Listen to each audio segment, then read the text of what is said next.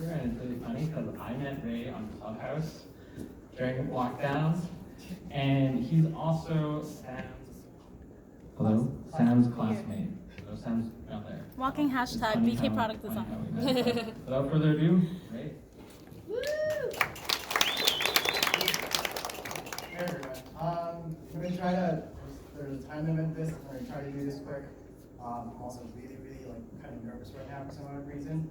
But let's just do intros. So I always like to just talk a little about who we are, who I am, just to get you an idea of what I've experienced and all the things that I'm telling you are my background and what truths am I actually talking about.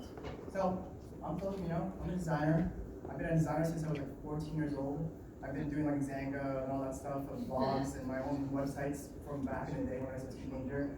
I'm engaged right now. I'm getting married in a month exactly. I live in Brooklyn.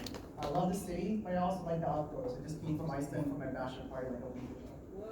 I have a dog named Hobbs, my favorite character. Calvin and Hobbs over there. It's not Hobbs from Fast and Furious. I love architects overall. I'm a big fan of floral design. These guys are my florists. I really love them a lot. I'm a big anime fan as well.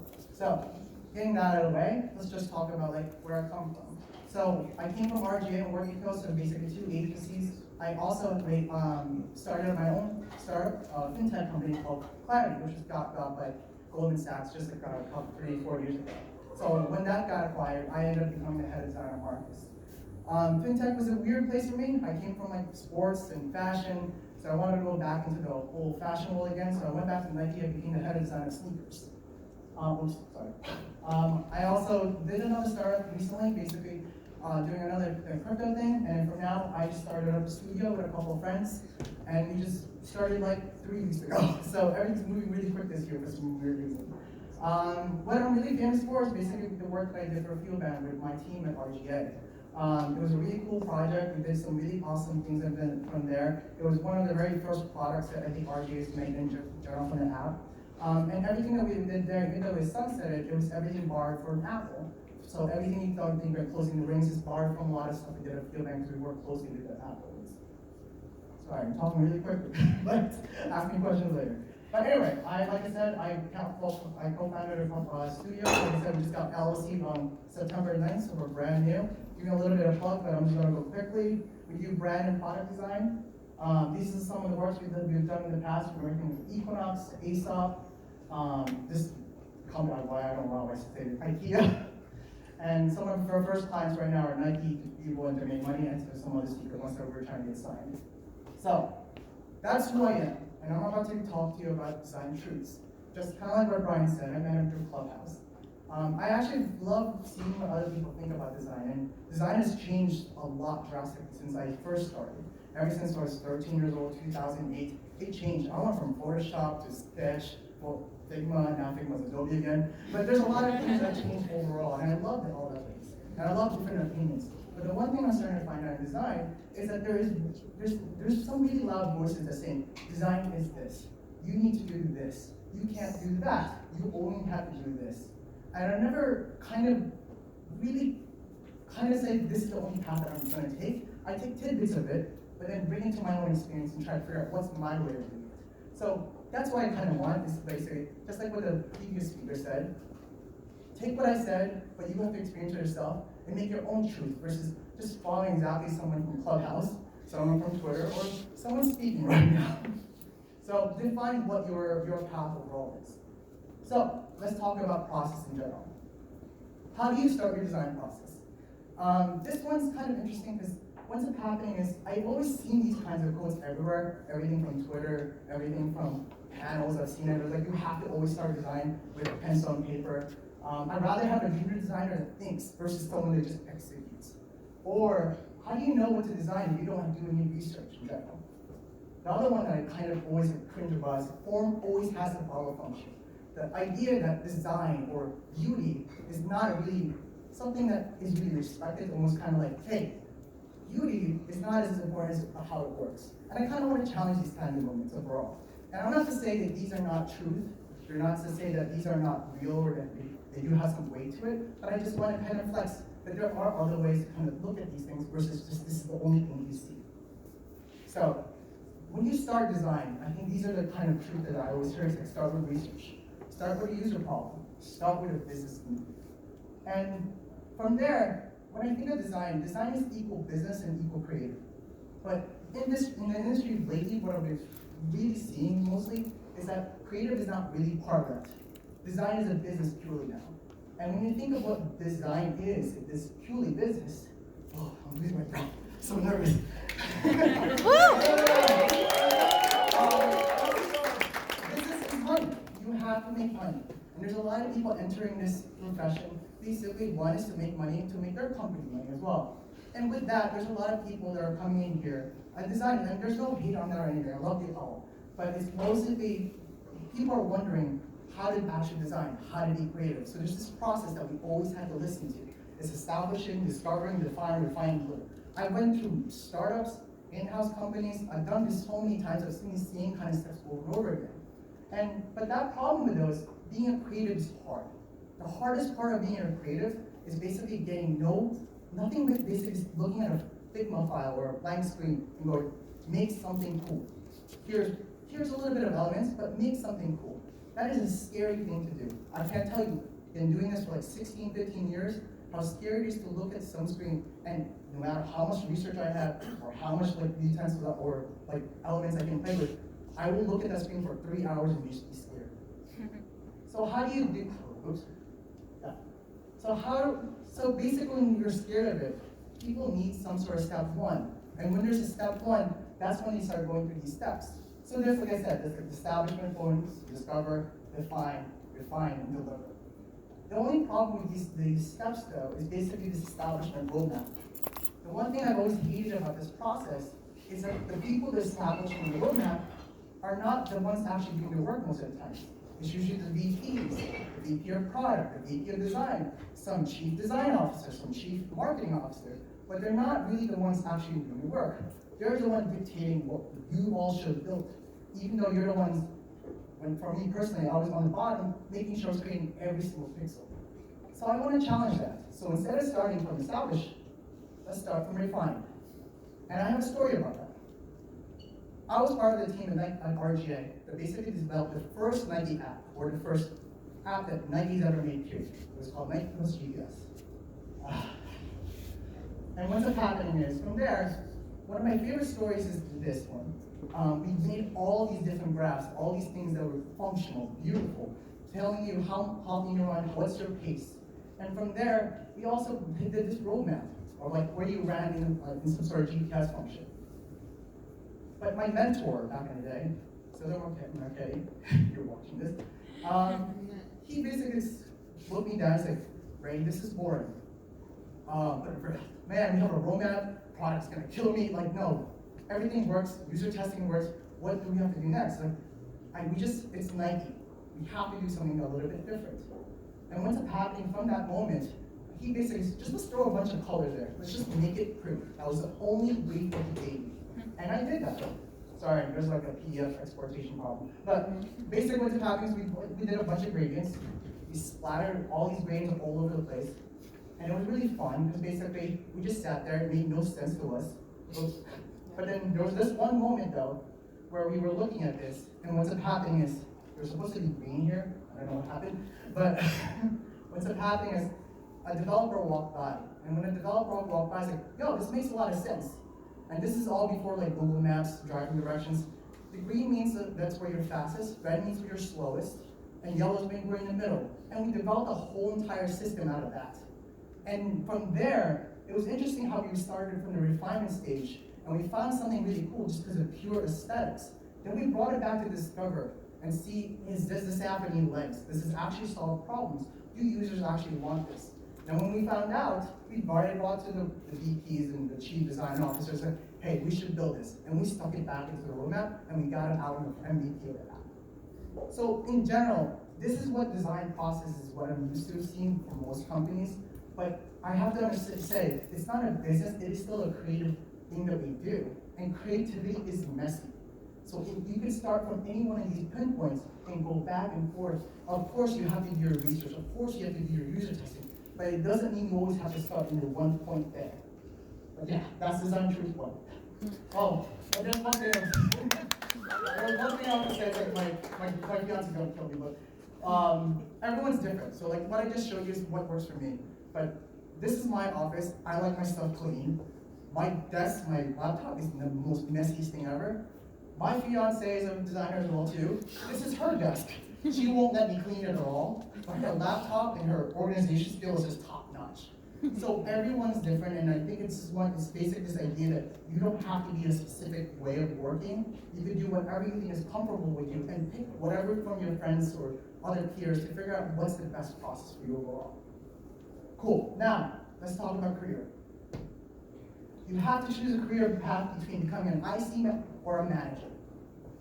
You don't need to know how to design to become a design manager. I've heard this a lot. Being a manager means you can't spend your time designing anymore. And when I look at my career path, this is what most people see.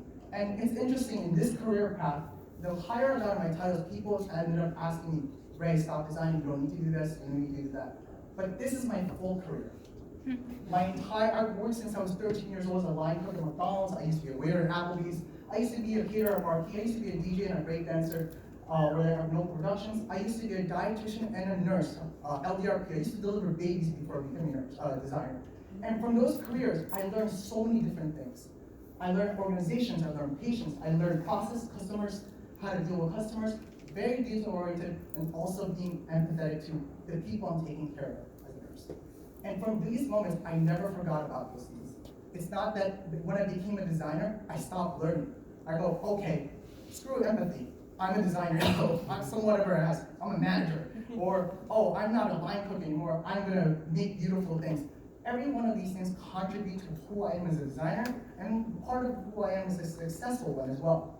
And from there, sorry, another one. These are perfect circles, but it is what it is. There's this idea that when I became a designer, you had to pick different paths. Like, you either become a product designer or a brand designer. Well, I love both. Brand to me was very poetic. Product design was very logical. UI and UX, the famous question. Which ones are you supposed to take? I do both. I know some people kind of like, Ray, you're doing too much work, but I love both. I can't separate those two items at all. And the one that I've experienced lately in my career is being an individual contributor or a manager. And I want to challenge that because I like doing both. So from there, this is what the positions when I first started at RGA. This is how a junior designer, a visual designer, senior designer, etc., etc. This is the positions that we have now. It's gotten actually pretty cool because now, if you don't want to manage people, you can be an IC. If you want to be a manager and have this, you can do this. But the problem is, I love doing both. Now I had to pick which ones I love. And that's something that I tried to figure out, is there a way that I can combine both? Because from those two, if you're a manager, you get to make the decisions. If you're an individual, you still get to design. If you're a manager, you have impact. If you have an individual, you're graded by your craft. If you have a manager, yeah, there's a lot of freaking money there. If you're an individual, you're pretty happy because you're doing exactly why you entered this world. So, when I started actually leading teams and being directors and all that stuff, people kept telling me there's different frameworks of how to be a manager, or how to be a director, or how to be a leader. I've always come to kind of concluded to these two things. Being a general, very top heavy. Hey, everyone do what I want, no questions asked, just do. It's very kind of like military force, and it works for some companies. I don't really like it, but hey, they do it the way they want to do it. The other one is kind of the ones everyone loves. It's more of a coach. Basically, kind of mentoring people while people are playing on the field, watching their steps, making sure they're safe, making sure that they're making the right move, but not ever on the field anymore. They kind of retire. They're just watching the sideline. And I kind of challenge that, because there's these things about design seats. If you're not designing anymore, and you have a seat at the table executives, how do you really represent design? Like, are you a person that understands how frameworks work, how the most minuscule components work? How do you switch your design system now from Figma to whatever Adobe's going to create for us? How are you going to do that? How does a design manager direct the principals?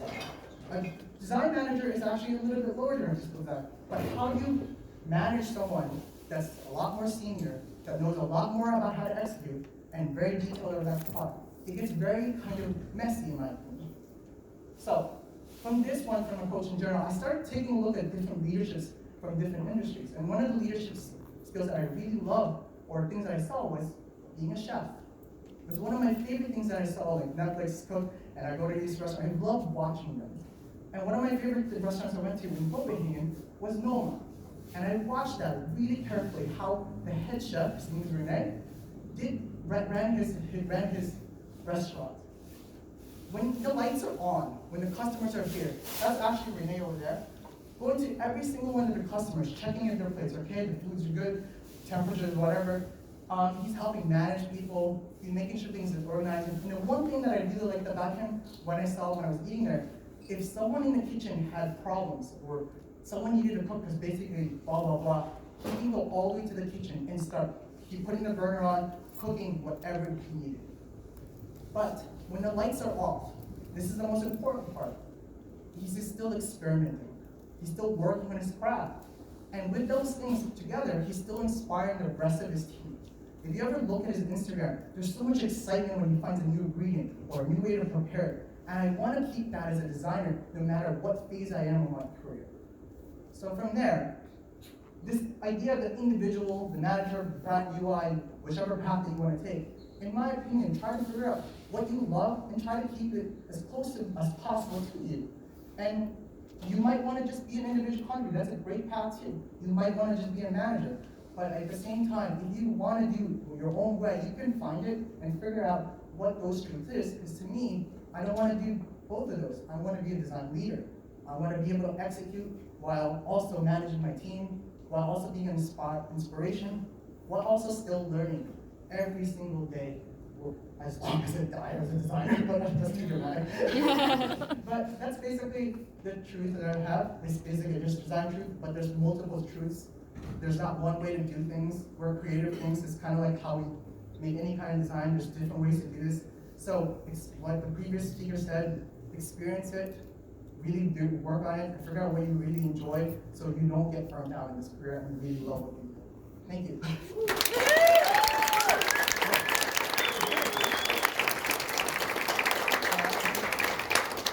Thank you. Do you have time for one or two questions? Sure. One or two questions? I'm on time, right? Yeah, you are very on time. I still have 6 minutes left on my timer, actually. Just in the back. Chef or head chef? Say what? Chef or head chef? Head chef. Head. Yeah. Why? It's interesting. I have the same problem that you're kind of expressing, which is manage people who love designing and being close to the work. And I can't turn up to like, do you like managing more or do you like being in the work more? And I'm like, chef?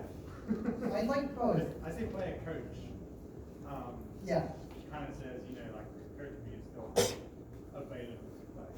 I think it's a balance, right? It's like when you're a manager, I always say this though, a manager, you have to be selfless. Like you're not, like when I say I still want to design, it's not to say this is I want to do it my way.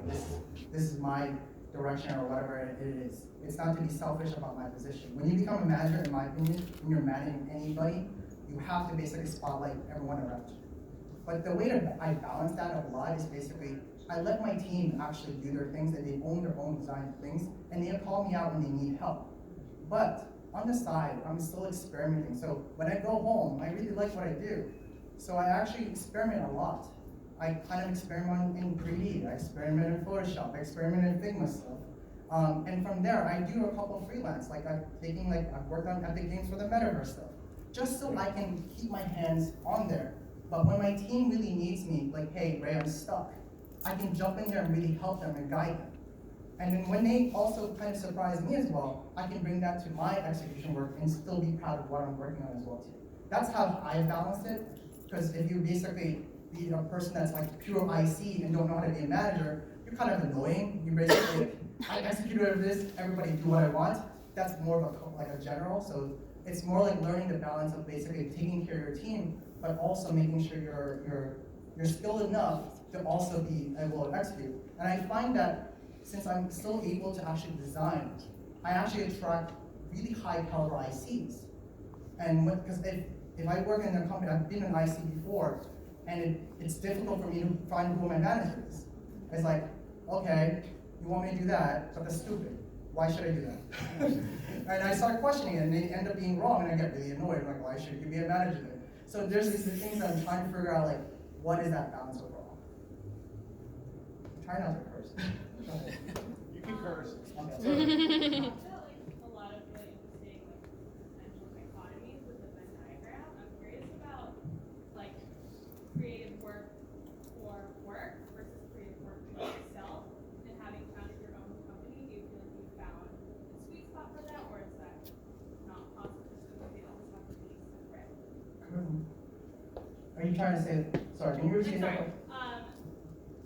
Is it possible to be fully creatively fulfilled just from your day job, or do you think that people also need to have, like, always have a separate personal creative outlet? And I'm curious, since you founded your own studio, do you feel like you found the sweet spot in the middle there? Yes and no. I mean, personally, I think one of my favorite things that my mentor taught me a while ago, I remember when I was at RGA, there was two projects. One was the Nike Fuel Band, and the other one was Nike EPS. So when we were working on a project, EPS was a cool project. EPS was like basketball jumping around, all these crazy athletes. Fuel Band was a pedometer, and like it was considered a boring project. And I'm like, oh man, I want to work on that one. Like that seems cool. And I remember like this one thing that kind of always hit me pretty hard. It's like anyone can make something cool cooler, but if you can make something boring look cool, then you're good.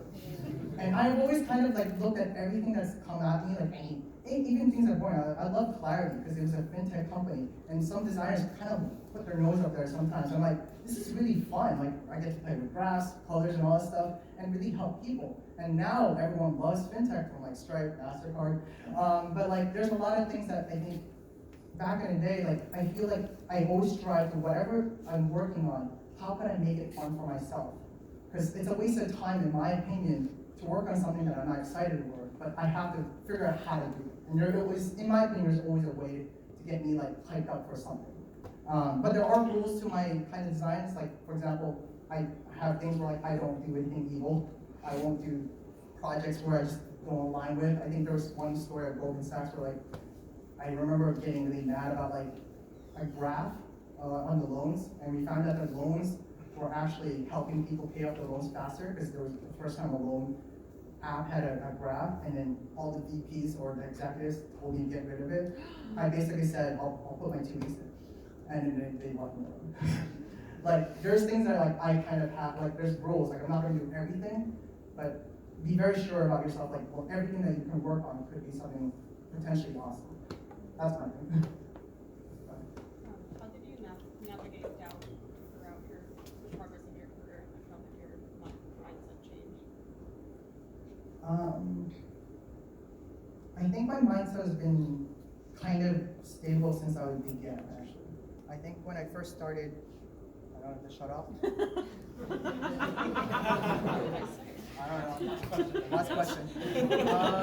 I think I was fortunate enough to have a mentor.